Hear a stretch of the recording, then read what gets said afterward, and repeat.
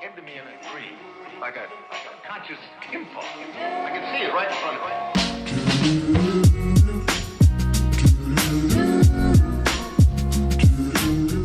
me. What is up, guys? Stu here. So this past weekend I saw a film which I've been incredibly excited about for a very, very long time for numerous different reasons.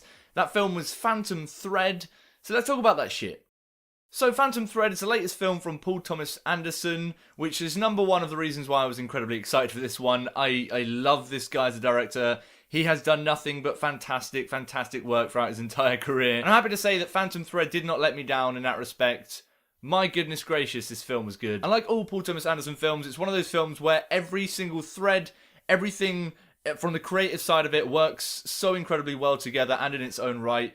So let's get straight on into why I thought this film was so gosh darn beautiful. So if you haven't heard about it, Phantom Thread is essentially the story of this dressmaker who's incredibly renowned, very particular as a person, who meets this waitress and the two of them form this relationship.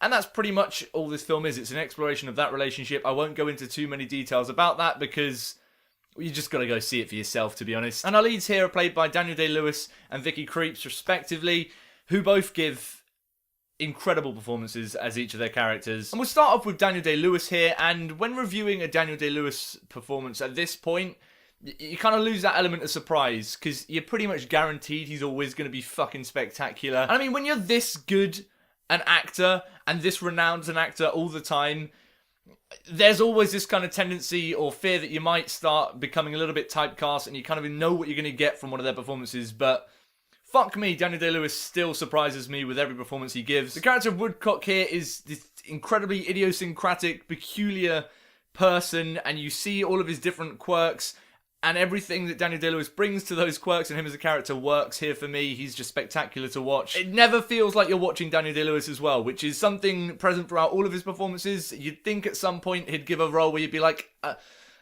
that's Daniel, but no, it hasn't happened yet. And I didn't want to make an at this point joke, but at this point, I'm pretty sure Daniel Day-Lewis could clone himself, replace every member of my family, and I probably wouldn't notice for at least 2 years. He's that good. What was a surprise for me is Vicky Krieps alongside him as Alma. Now, I've not seen anything from her before this, so this is essentially my first exposure to her as an actress. Man, she delivered here. She delivered on every aspect of the character, and to be up against Daniel Day-Lewis and still have me sat here saying that is a feat in its own right, so she has to be commended for that. But she plays this really fine line between being passive and being in control throughout this film. It sort of flicks on and off at the flick of a switch, and that is really exciting to watch an actress perform, and she nails it in that side of things. But the two of them work really well together and bounce off each other in really interesting ways, which means that every scene that they're in together, which is pretty much most of this film, is just a joy to watch. Whilst that definitely is down to them being so gosh darn incredible as actors, it's also down to the screenplay that they're given here. The writing of the characters that they're working with here is stunning, because they are such peculiar characters in their own right. Daniel Day-Lewis's Woodcock has all these very particular ways things have to be done, like eating breakfast silently. But then Alma as a character as well has these very particular ways she wants things done, and the two of them are constantly kind of at odds with each other and fighting, but at the same time not necessarily at odds with each other. And it's those kind of bridges between the two peculiarities in their characters that make the most interesting scenes in this film. There's this fantastic scene where the two of them are having breakfast together, which tells us so much about each of these two characters. But every scene in a film builds on these characters in their own way.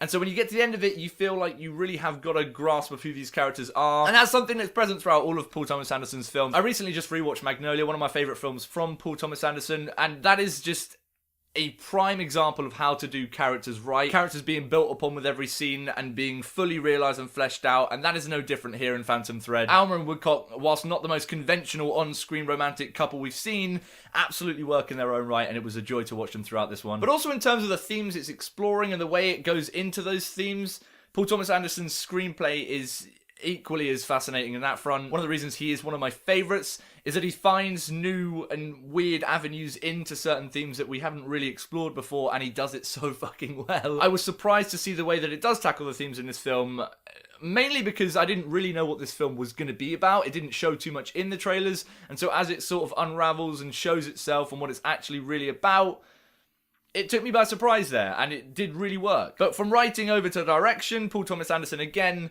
absolutely fucking smashes it. My goodness, it's It's not fair how good Paul Thomas Anderson is as a director at this point, knowing that as someone that wants to create content, wants to create films, all that jazz, I'll probably never hit his level, which is upsetting. He is a genius. I don't really know how he pulls off these films every time, but he does it, and he does it incredibly well. And the thing that I love so much about all of his films, not just Phantom Thread, but is certainly present in Phantom Thread, is that he just absolutely knows how to take every element of the film medium and use it to tell his story. Every film I've seen from him, Magnolia or Punch Drunk Love or There Will Be Blood, uses the film medium to its full potential to explore so many different aspects of it. It's fascinating to watch as someone that loves that side, that technical side of filmmaking. There's some really gorgeous sequences. One in particular, there's this New Year's party with all these balloons. The way he weaves through that environment with these two characters, holy shit, it's good. But I also have to talk about the period setting and that aspect of the film, because it's something that I love in Paul Thomas Anderson's work, is that he will tackle period dramas in a different way to how we usually see them. At this point, I guess we could probably give it its own genre as this kind of PTA period. Oh, that sounds gross. Whoa. But he always comes at period dramas in a way which never feels in your face. I think there's this tendency with a lot of period dramas to be like, ooh, look how saturated this is from an aesthetic standpoint. You're definitely in this period. Look at all these clothes. Look at the way they talk. Ooh, it's fancy, it's lovely. And I'm not bashing that. There's certainly a large amount of talent involved in that, and it's very entertaining in that own sense. But the way that Paul Thomas Anderson tackles that is very interesting to me, in that he uses the period setting enough to convince you you're in that setting, but not too much to distract you from what his films are really about, which isn't really the period and more the characters that are within that period. But in that period sense, it still does have an incredibly gorgeous aesthetic to it. The way it all looks, the way the costumes work, it's stunning, this film. And the fact that it was shot on film as well really lends itself to the film.